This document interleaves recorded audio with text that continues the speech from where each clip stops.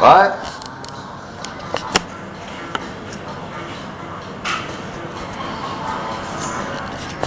Weißt du was? Wenn du der Pate bist, dann gebe ich dir den Patenrechte. Ich sage dir, halt die Schnauze, halt die Fresse.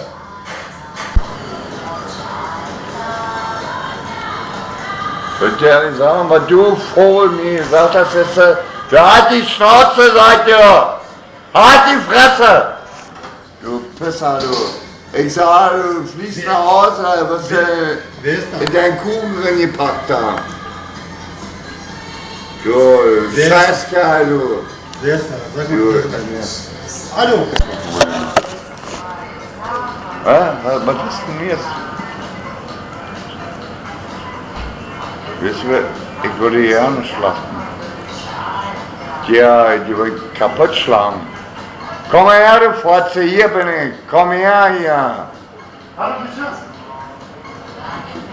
Die nämlich, du bist der Vogel, der mir auch gesagt hat, du stichst mir ab, wa? Du lebst nicht mehr. Ey, soll ich dir mal ganz ehrlich sagen, du wirst nicht mehr in Deutschland sein, du bist raus.